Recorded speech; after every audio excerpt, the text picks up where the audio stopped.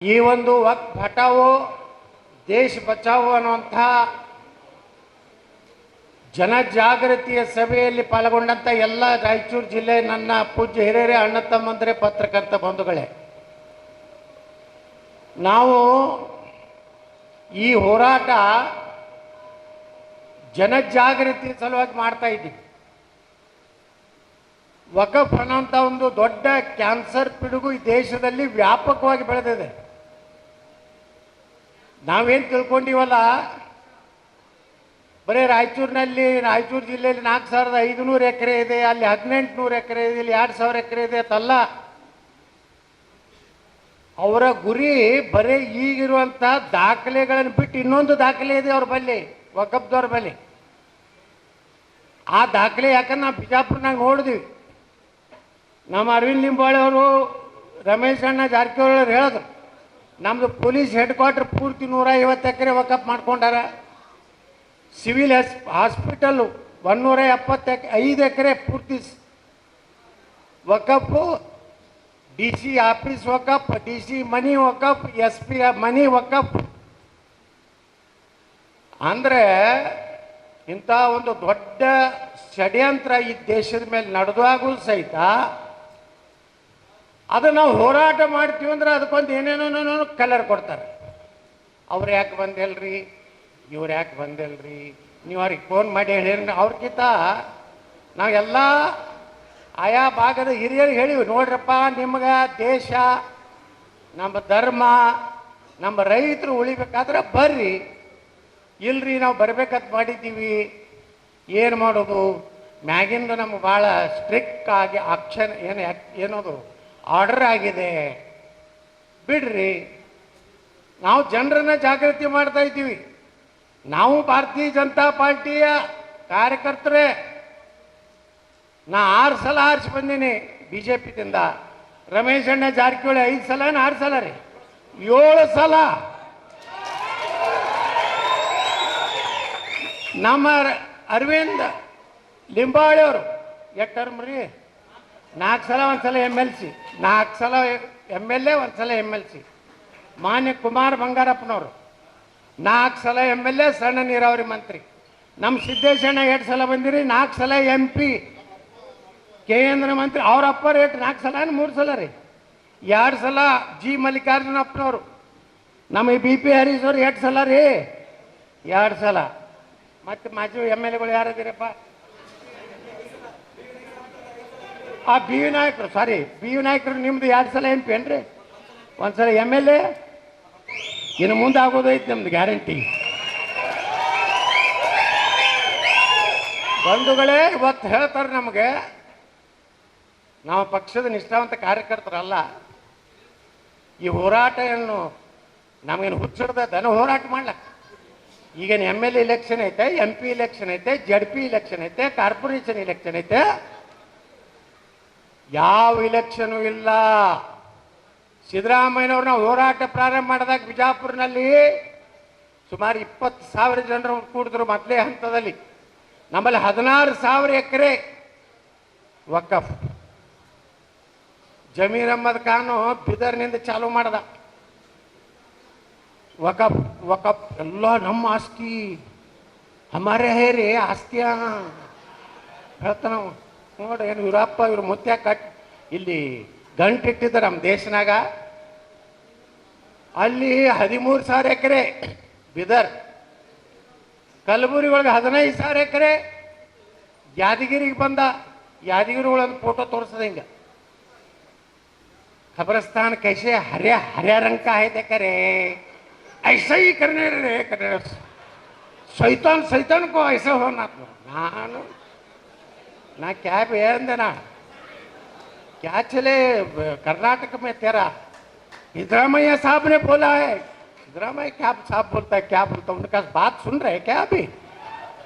हाँ, सिद्धरामैया साहब ने ऑर्डर किया, जो नोटिस लिया वो वापस लेने का, जो एंट्री हो गया वो वापस लेने का. कुछ हो गया क्या जमीर? ये टायर पंचर दुकान समझे क्या भारत देश? ನಾ ಹೇಳ್ದೆ, ನನಗೆ ಹೇಳ್ದ ಜಮೀರ್ ಅಹ್ಮದ್ ಖಾನ್, ಯತ್ನಾಳ್ ಸಾಹೇಬ್ರದ್ದು ಆಸ್ತಿ ಅಲ್ಲ, ನಮ್ಮ ಅಪ್ಪಂದು ಆಸ್ತಿ ಅಲ್ಲ. ನಾ ಹೇಳಿದೆ ಜಮೀರ್ ಖಾನ್, ನಿಮ್ಮ ಅಪ್ಪನ ಆಸ್ತಿ ಅಲ್ಲ, ನಮ್ಮ ಅಪ್ಪನ ಆಸ್ತಿ ಅಲ್ಲ, ಇದು ಭಾರತದ ಆಸ್ತಿ. ಬಂಧುಗಳೇ, ಅಲ್ಲಿಗೆ ಬೆರಕ ಬಿತ್ತದಕ್ಕೆ ಗಿರೇಕಿಗೆ. ಇಲ್ಲಿಕಂದ್ರೆ ಇನ್ನ ಜಿಗಿದಾಡಿ ಹೋಗೋವಿದ್ದೇನ. ಇನ್ನ ರಾಜ್ಯ ಸುತ್ತಿ ಎಲ್ಲ ಸಿದ್ದರಾಮಯ್ಯವ್ರು ಮಾಡ್ಯಾರ ಅಂತ ಹೇಳಿ ಒಂದೇ ಕಡೆ ನೀ ಆ ಹೋಟ ಒಂದು ಮಾಡಿದ ಅಂದ್ರೆ ಉಳ್ಕಿದವ್ರು ನಮ್ಮ ಹೋಟೇನು ಇಲ್ಲ ನೀ ದೇಶನಾಗ. ನಾವೆಲ್ಲ ಕೂಡಿ ಬಿಟ್ಟೇದು, ನೀನು ಹೋಟ ನೀನೇ ಹೊಡ್ಕೋತ ಕೂಡ್ರಿ ಸಿದ್ದರಾಮಯ್ಯ. ನಮ್ಮವ್ರೆಲ್ಲ ಒಂದು ಆಗ್ತೇವಪ್ಪ. ನೋಡ್ರಿ ಅಲ್ಲಿ ಇದ್ರಾಗ ಇದು ಯಾವುದದು ಸಿಂಧನೂರು ತಾಲೂಕು ಗೊನವಾರದಾಗ ಮಹರ್ಷಿ ವಾಲ್ಮೀಕಿ ಮ್ಯಾಗ ಒಂದು ಮಸೂತಿ ಕಟ್ಟ್ಯಾರ. ನಮ್ಮವ್ರ ಖರೆ ಗಂಡಸರು ಅವ್ರಿಗೆ ಅಭಿನಂದನೆ ಸಲ್ಲಿಸಿದ್ರು. ಹೋಗಿ ಕೆಡವಿ ಅದನ್ನು ಸ್ವಚ್ಛ ಮಾಡ್ಯಾರ. ಅವ್ರಿಗೆ ನಾ ಅಭಿನಂದನೆ ಸಲ್ಲಿಸ್ಲಿಕ್ಕೆ ಪ್ರಯತ್ನ ಮಾಡ್ತಾ ಇದ್ದೀನಿ. ಬಂಧುಗಳೇ, ಈಗ ಇದು ಭಾಳ ದೊಡ್ಡ ಪಿಡುಗಿದೆ. BJP ಮ್ಯಾಗ ಯಾವಾಗಲೂ ಒಂದು ಅಪವಾದ ಏನಪ್ಪ ಅಂದ್ರೆ, BJP ಅಧಿಕಾರಕ್ಕೆ ಬಂದರೆ ಸಂವಿಧಾನ ತಿದ್ದುಪಡಿ ಮಾಡ್ತಾರೆ. ಅವ ಹಾಪ್ಮ್ಯಾಡ್ ರಾಹುಲ್ ಗಾಂಧಿ ಅವನ ಮೆದುಳು ಇಲ್ಲೈತೋ ಹಿಂದೈತೋ ಗೊತ್ತಿಲ್ಲ.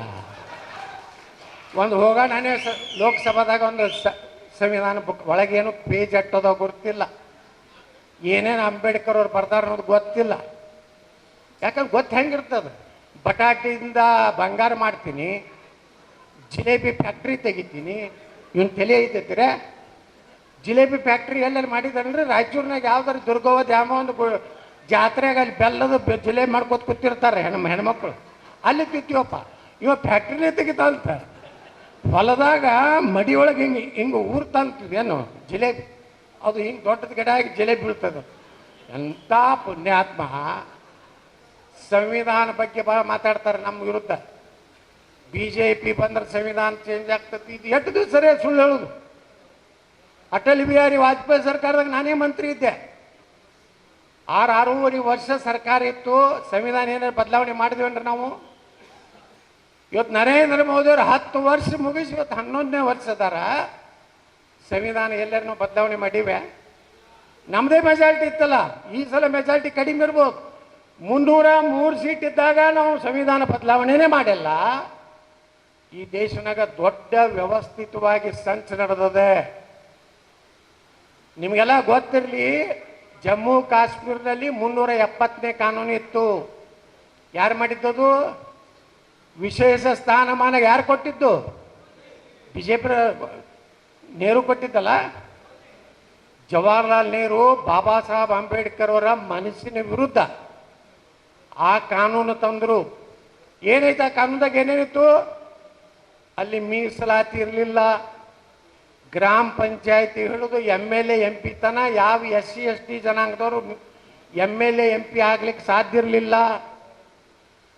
ಸರ್ಕಾರಿ ನೌಕರಿಯಲ್ಲಿ ಮೀಸಲಾತಿ ಇರಲಿಲ್ಲ. ಇಲ್ಲಿಯ ಜನ ಅಲ್ಲಿ ಹೋಗಿ ಆಸ್ತಿ ತಗೋಲಕ್ಕೆ ಬರ್ತಿರ್ಲಿಲ್ಲ.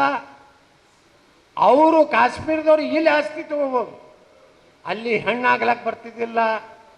ಇದು ಮಾಡಿದವ್ರು ಯಾರು? ಜವಾಹರ್ಲಾಲ್ ನೆಹರು ಅಲ್ಲ. ಅವತ್ತು ಅಂಬೇಡ್ಕರ್ ವಿರೋಧ ಮಾಡಿದ್ರು ಅದಕ್ಕೆ. ಬಾಬಾ ಸಾಹೇಬ್ ಅಂಬೇಡ್ಕರ್ ಅದನ್ನು ಒಪ್ಪಿದ್ದಿಲ್ಲ.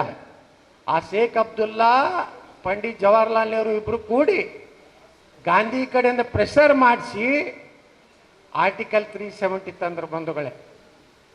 ಇವತ್ತೇನಾರೇ ನರೇಂದ್ರ ಮೋದಿಯವರು ಪ್ರಧಾನಮಂತ್ರಿ ಆಗದೇ ಹೋಗಿದ್ರೆ, ಇವತ್ತು ಜಮ್ಮು ಕಾಶ್ಮೀರದಲ್ಲಿ ಆರ್ಟಿಕಲ್ 370 ಮೋದಿಯವರು ತೆಗೆದೇ ಹೋಗಿದ್ರೆ ಒಬ್ಬ SC ST MLA ಆಗ್ಲಿಕ್ಕೆ ಸಾಧ್ಯದಿಲ್ಲ. ಮೊನ್ನೆ ಜಮ್ಮು ಕಾಶ್ಮೀರದ ಚುನಾವಣೆ ಆದರೆ 5 ಮಂದಿ SC ST ಅವರು ಇವತ್ತು MLA ಆಗ್ಲಿಕ್ಕೆ ಸಾಧ್ಯ ಆಗಿದ್ದೆ ನರೇಂದ್ರ ಮೋದಿ ಅವರಿಂದ. ಇದು ನಾವು ತಿಳ್ಕೋಬೇಕು. ಸಂವಿಧಾನ ಎಲ್ಲಿ ಚೇಂಜ್ ಮಾಡಿದೀವಪ್ಪ? ಯಾವುದು ಬಾಬಾ ಸಾಹೇಬ್ ಅಂಬೇಡ್ಕರ್ ಅವರ ಮನಸ್ಸಿನ ವಿರುದ್ಧ ಏನೇನದ ಅದನ್ನೆಲ್ಲ ಚೇಂಜ್ ಮಾಡ್ತೀವಿ.